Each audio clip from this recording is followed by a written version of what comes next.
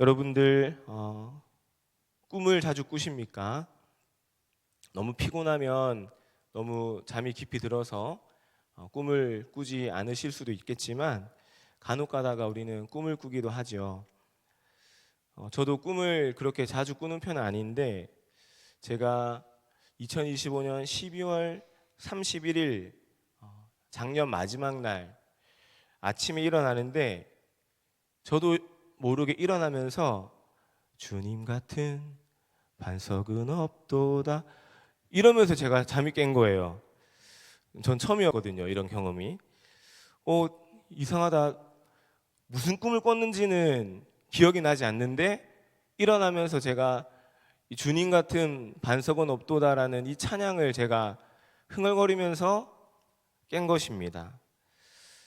그래서 하나님께 참 감사했어요. 한 해의 마지막 날 아침을 깨울 때에 주님 같은 반석은 내게 없습니다. 찬양받기 합당하신 이름은 하나님뿐입니다. 이 고백을 하면서 마지막 날 아침을 일어난 것이 너무나 감사했습니다. 그래서 잠시 기도를 했어요. 주님, 2026년 한 해도 마지막 날 저에게 주신 찬양의 고백처럼 2026년도 주님 내 삶의 반석이 되어 주시고 내 삶의 요새가 되어 주시길 기도합니다 하면서 하나님께 기도했습니다. 소원하기는 사랑하는 우리 바른교회 모든 성도님들의 2026년의 삶 역시 우리 주님께서 반석이 되어 주시고 주님께서 요새가 되어 주시는 축복이 가득하시기를 주님의 이름으로 간절히 축원합니다. 아멘. 오늘 본문 시편 48편의 표제어는 고라 자손의 시라고 되어 있습니다. 고라는 이 모세와 아론의 사촌으로 본래는 성소에서 봉사하는 일을 감당하였는데 이 고라가 제사장 직분에 욕심을 내면서 모세와 아론에게 반역을 하게 됩니다. 그래서 하나님의 심판으로 땅이 갈라져서 땅이 이 고라를 삼키게 되는 하나님의 심판을 받게 된 인물이 바로 이 고라입니다. 근데 오늘 본문은 이 고라가 아니라 고라 자손의 시입니다.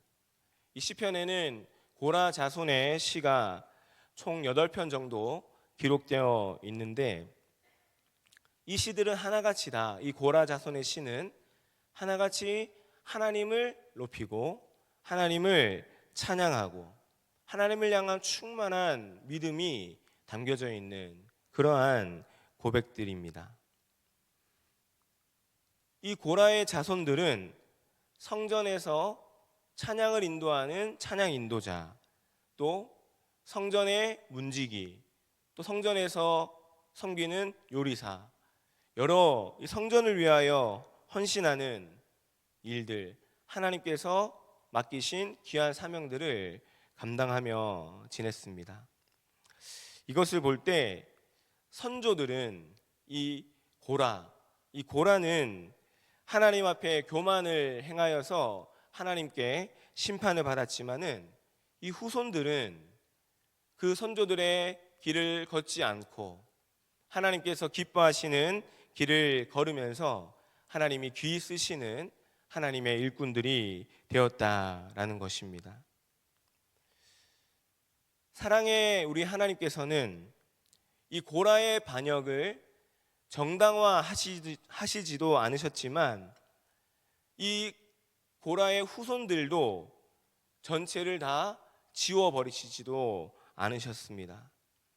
과거에 범했던 과오들이 있고 선조들의 악행의 역사가 있었지만은 그 가운데 하나님께서는 한결같은 사랑으로 변함없으신 신실하신 사랑을 이 고라 자손들의 역사에 새기시면서 새로운 은혜의 역사들을 써내려 가셨습니다. 그리고 오늘 이 본문이 이 은혜의 역사를 써내려 가고 있는 고라 자손의 시, 고라 자손들의 고백인 것입니다. 아무래도 새해 첫 시작이라서 그런지 이 고라의 교만함을 묵상해보고 고라가 스스로 높아지려 했던 모습을 묵상해보니 왜 이렇게 지난날의 저의 모습과 많이 오버랩이 되는지 모르겠습니다. 하나님 보시기에 좋았던 모습보다는 하나님 보시기에 좋지 못했던 모습들이 더욱더 많이 생각나고 떠오르는 것 같습니다.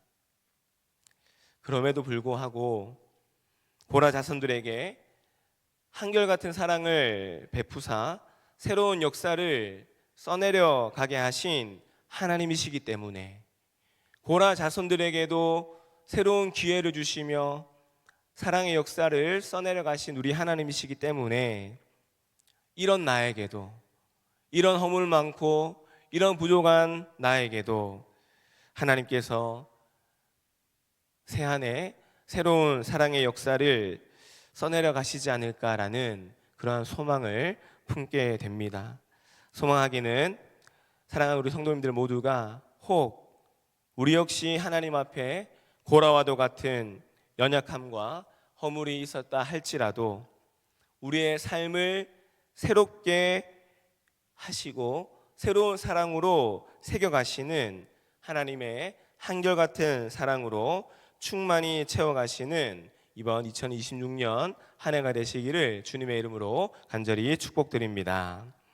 오늘 본문 말씀 1절부터 3절까지를 우리가 함께 읽겠습니다. 본문 1절부터 3절 시작. 여호와는 위대하시니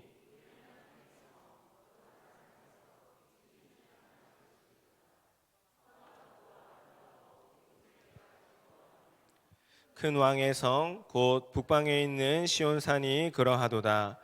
하나님이 그 여러 궁정에서 자기를 요새로 알리셨도다. 아멘.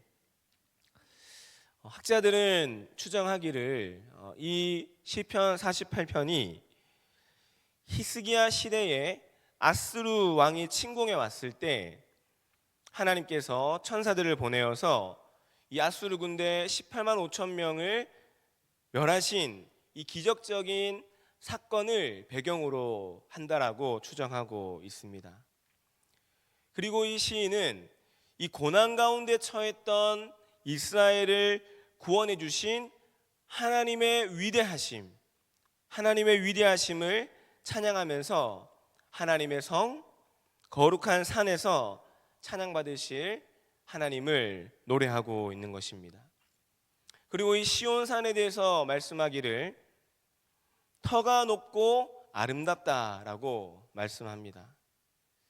그런데 사실 이 시온산보다 더 높은 산들이 훨씬 더 많았고 또 이 시온산보다 더 큰 성들이 많았습니다. 그리고 이스라엘 역사 가운데 이 시온산, 이 시온성은 외세의 많은 침략을 받았던 곳이기 때문에 또 많이 공격 때문에 많이 상했겠죠. 그래서 어찌 보면은 터가 높고 아름답다라는 말이 이 시온산과 어울리지 않을 수 있습니다. 그런데 이 고라의 자손들은 고백하는 거예요. 터가 비록 높지 않고 많은 공격들로부터 상하고 피해를 입었을지라도 바로 그곳에 하나님이 함께 하시기 때문에 가장 높은 곳이고 하나님이 그곳에 함께 하셨기 때문에 가장 아름다운 곳이다. 그래서 터가 높고 아름다운 곳이다라고 고백을 하는 것입니다. 그리고 하나님께서 함께 하시는 곳이기 때문에 3절 말씀에 하나님이 그 여러 궁정에서 자기를 요새로 알리셨도다. 하나님의 임재 속에서 하나님의 함께 하시는 그 가운데 어떤 환란이 오더라도 이 시온산은 가장 안전한 성이 되고 가장 안전한 곳이 된다라고 고백하는 것입니다. 그래서 4절과 5절 말씀 보게 되면 제가 읽어드릴게요. 왕들이 모여서 함께 지나갔으며 그들이 보고 놀라고 두려워 빨리 지나갔도다. 하나님께서 이스라엘 백성들과 함께하는 요새가 되어 주셨기 때문에 많은 외세의 왕들이 보고 놀라고 두려워서 빨리 지나갔다라고 말씀하는 것입니다. 여러분, 우리의 삶을 되돌아볼 때, 또 내 모습을 되돌아볼 때 우리는 어떤 모습입니까? 우리는 오늘 말씀 고백처럼 터가 높고 아름다운, 세상에 보기에 많은 사람들이 저 사람 참 높은 사람이고 참 아름다운 사람이다라고 칭찬할 만한 모습이 우리에게 있습니까? 아마도 대부분은 우리의 모습 역시 시온산처럼 높지 않은 산일 수 있습니다. 우리의 지난날의 모습 역시 그리 아름답지 못하고 실수하고 속상하고 혼자 마음앓이 하면서 힘들어한 모습일 수 있습니다. 그런데 이러한 마음이라 할지라도 하나님께서 이런 내 삶과 함께하여 주시고 하나님께서 이러한 나의 마음과 함께 하시면서 한결같은 사랑으로 우리와 함께 하시기 때문에 우리의 존재는 오늘도 아름답게 빛나고 오늘도 하나님께서 지키시는 거룩한 요새와도 같은 그러한 삶을 우리는 살아가게 되는 것입니다. 우리 옆 사람에게 이렇게 한번 축복의 인사를 한번 전해볼까요? 옆 사람 바라보면서 이렇게 인사하겠습니다. 오늘도 아름답게 빛나십니다. 오늘도 아름답게 빛나십니다. 네, 한 번 더 인사할게요. 오늘도 하나님께서 지키십니다. 오늘도 하나님께서 지키십니다. 아멘. 우리의 모습이 좀 부족하더라도요, 나는 왜 이럴까? 나는 왜 이렇게 자꾸 실수할까? 이런 터가 높지 않고 또 아름답지 못한 모습이라 고백할지라도 하나님 함께 하실 때 우리는 아름답게 빛나고 하나님의 요새와도 같은 은혜를 입는 것입니다. 그래서 시인은 마지막으로 우리에게 이렇게 요청하는데요, 9절 말씀을 함께 읽겠습니다. 9절 말씀 시작. 하나님이여 우리가 주의 정 가운데에서 주의 인자하심을 생각하였나이다. 아멘. 이 말씀을 세 번역으로 보니까 이렇게 되어 있어요.